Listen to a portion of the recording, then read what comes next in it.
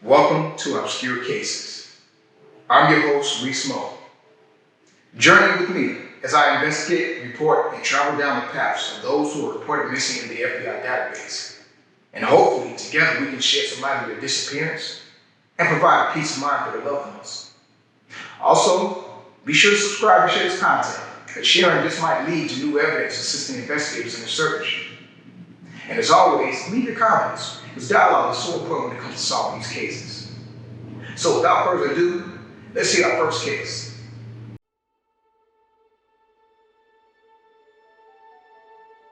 I'm in Newnan, Georgia, a town 38.7 miles south of Atlanta, exactly off of Interstate 85. A town where the sun is supposed to shine at a wider expansion, with sparkles of the flavored past and sprinkles of unearthed areas for new development centers. A place where antebellum homes stand stout with heavy box foundations.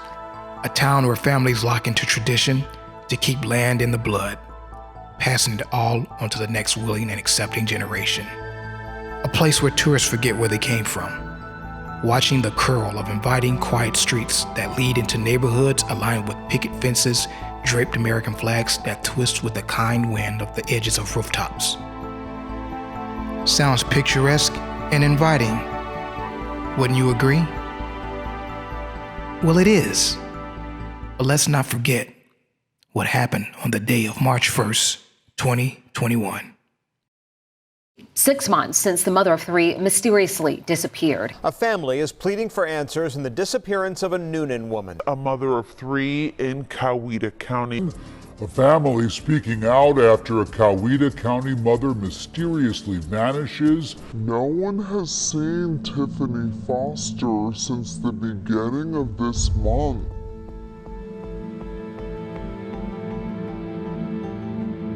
Tiffany Foster, a mother of three, lived here at Creekside at White Oak, along with her 3 children and fiance, Reginald Robertson.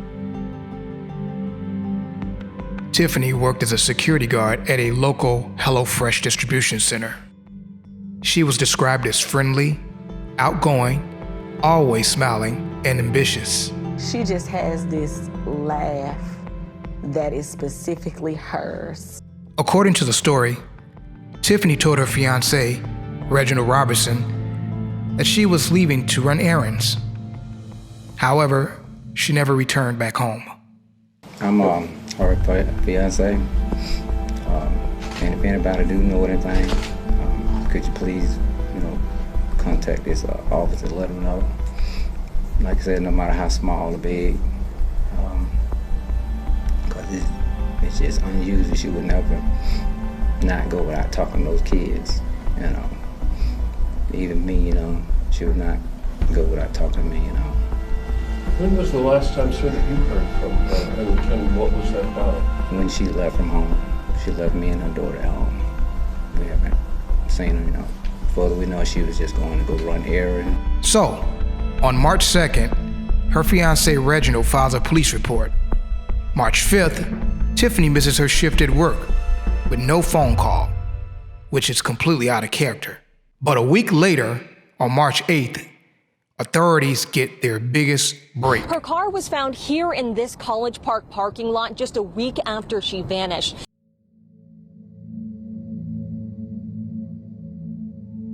Reginald Robertson was initially arrested and charged with theft by taking auto when investigators learned he moved the vehicle after Tiffany was reported missing. However, he is no longer charged with auto theft. Coweta County has not revealed the reasons why the charges are no longer in effect.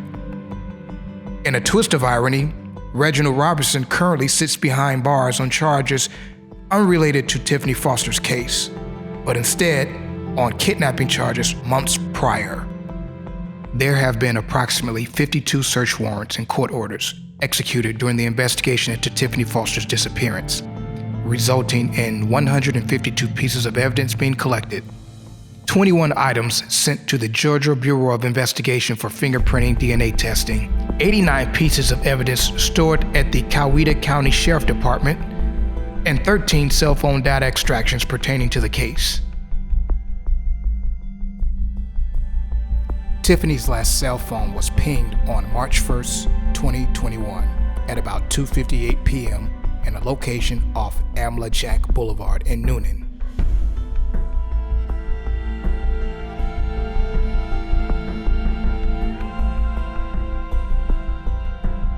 Miss Foster lived here at these White Oaks apartments. Now let's just say Miss Foster told her then fiance, Reginald, that she was going to run some errands or to the grocery store, as this article stated. Now let me just give you an idea. It's kind of raining out here. Let me give you an idea. Bullsboro is the main street here in Newnan. To the west, you got next suburb being Peachtree City. Now let's say I put myself in the mind of Miss Foster here. I'm going to the grocery store. Generally, most people, psychologically thinking here, that most people are going to go to a local grocery store unless they have a favorite. The local grocery store in this area would then be, it would be Aldi's. Even further down west would be Publix. So you'd have taken a left here on Bullsboro, which is also 34.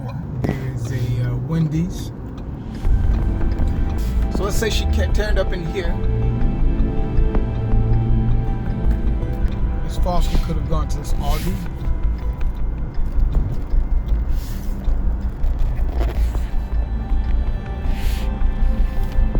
Her disappearance could have occurred anywhere along in this parking lot. Her phone pinged at a street called Alma-Jack. Alma-Jack is literally just around the corner from Tiffany's home, apartment complex. Now, as you can see, there is a racetrack gas station coming right up. I believe that's Alma-Jack.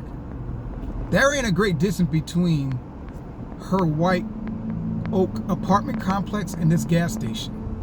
Whatever happened to Miss Foster happened to her between that point and this point. This is Alma-Jack Boulevard. And what's on this street? Well, it's a popular gas station here. Racetrack. A lot of people go to this racetrack for their gas. Did Miss Foster stop at that racetrack? Did something happen to Miss Foster in the parking lot?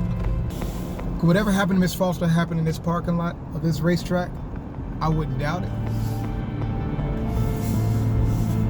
People pull up to this parking lot plenty times and rest. A lot of undesirables sit here in this parking lot. Who's to say? Now the question is, what time did she leave home? What time did she leave home? Because if her phone pinged here at Alma-Jack at 2:58, then between 2:58 and the time she left, that is something to take into consideration. I wouldn't doubt that this racetrack would have some cameras, I would think. And if they had cameras, then they could certainly go back to that day and that time to see if Miss Foster's car was in this lot. Maybe she was getting gas. Something to think about.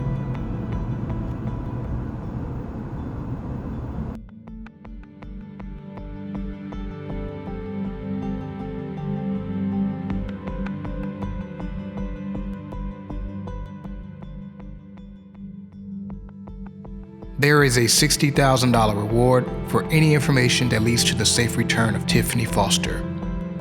There is a $35,000 reward for information which leads to the prosecution of the person responsible for Tiffany's disappearance. Foster is described as being 5'2" and approximately 220 pounds. She has a heart-shaped tattoo on her right back shoulder. Anyone with information should contact Coweta County Sheriff's Office at 770-253-1502.